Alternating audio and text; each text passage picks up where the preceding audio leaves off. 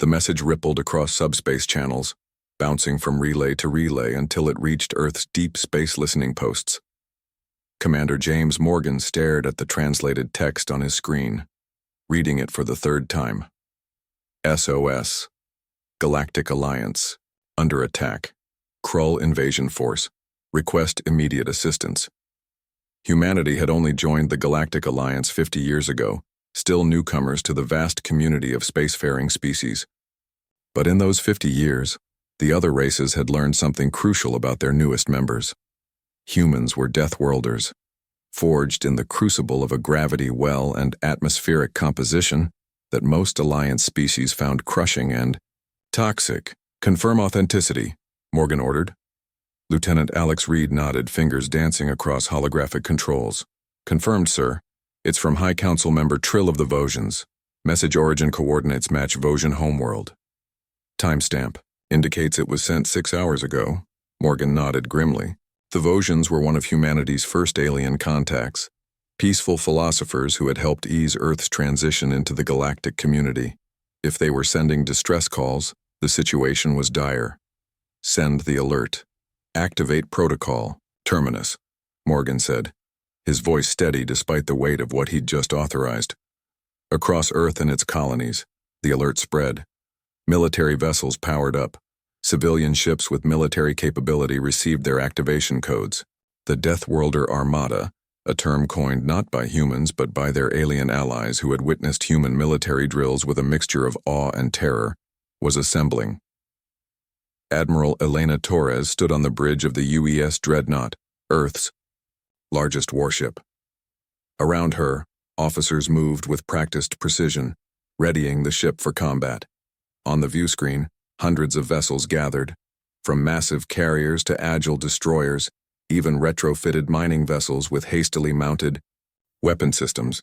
All ships reporting ready, Admiral, reported Captain Thomas. The civilian conscripts are falling into formation as well. Torres nodded. Open a channel to the fleet. The communications officer complied, and Torres took a deep breath. This is Admiral Torres. Many of you know that the Galactic Alliance has been our home for half a century. They welcomed us, traded with us, shared knowledge with us. Today they've sent out an SOS. The Krull, a species we've only heard rumors about, has launched a full-scale invasion of Alliance space. She paused, letting her words sink in. What you may not know is that the Alliance has always feared our military capacity. They accepted us for our innovation, our art, our unique perspective, but they feared what would happen if humanity ever turned its full might to war. Today, they'll see that their fear was justified, but not in the way they imagined. Today we answer their call. We show them what Deathworlders do when their friends are threatened. A cheer erupted across the comms. Set course for the Vosian homeworld. Maximum speed. The Deathworlder Armada moves out. Counselor Trill, his blue-gray skin ashen with exhaustion, watched as the last of the evacuation ships departed. The Krull. Bombardment had reduced the capital city to rubble. Their forces, massive reptilian soldiers bred for conquest, had already begun landing operations. Counselor, his aide, Nix, approached. The last civilians are away. We should join them. Trill shook his head. Have we received any response from the Alliance? Most Alliance worlds are under attack themselves.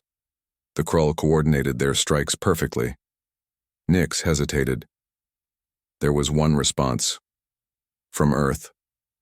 Trill's 4 eyes blinked in sequence, a sign of surprise. The humans? What did they say? Just one word. Coming. A tremor ran through the ground as another bombardment began. Trill steadied himself against a console. Then we hold, he said firmly. If the humans are coming, we give them time to arrive. The Krull commander, Vrock, surveyed the conquered city with satisfaction.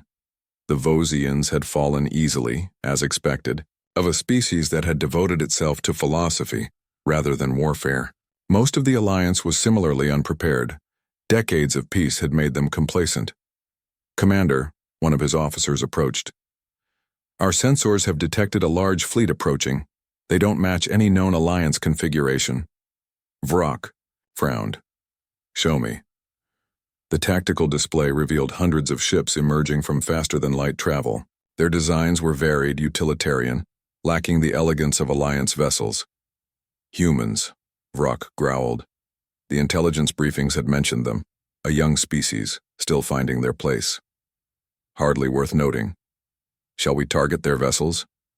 Vrock nodded. Destroy them, then resume planet-side operations. The first volley from the Krull fleet illuminated space, a deadly lattice of energy beams and projectiles. Torres watched calmly as the attack approached. Evasive maneuvers, she ordered. Return fire all vessels.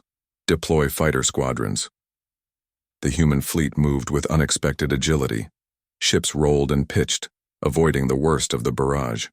Then they returned fire, not in the coordinated salvos of traditional alliance warfare, but in a chaotic, unpredictable pattern that overwhelmed Krull targeting systems.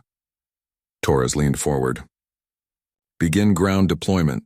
Get our troops to the surface. Trill heard it before he saw it, a thunderous roar that shook the ruins around him.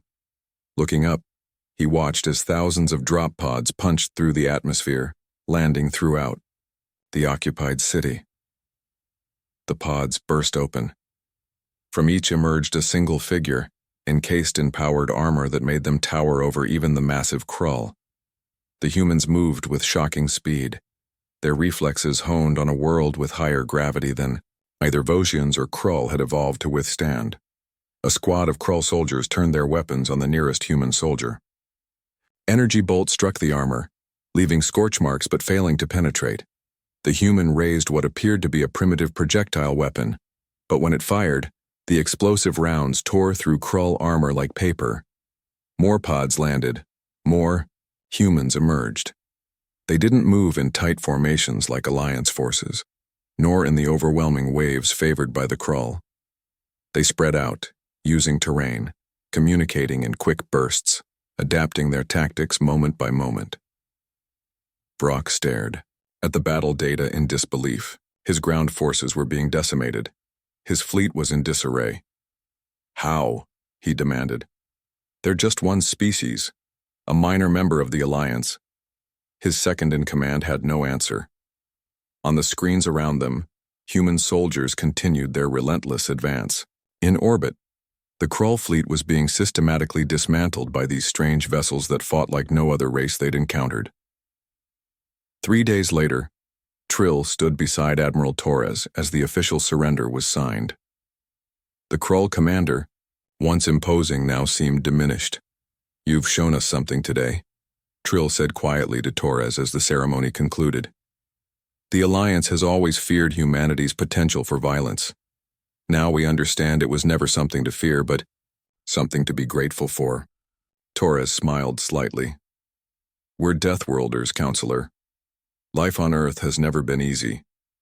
We learned long ago that survival sometimes requires fighting, but it always requires protecting those who cannot protect themselves. As the Deathworlder, Armada began the process of liberating other Alliance worlds. A new understanding spread throughout galactic society. Humanity had been welcomed for their art, their innovation, their unique perspective, but they would be remembered for the day they answered an SOS and revealed the true strength of Deathworlders, not their capacity for violence, but their unwavering commitment to defend those they called friends.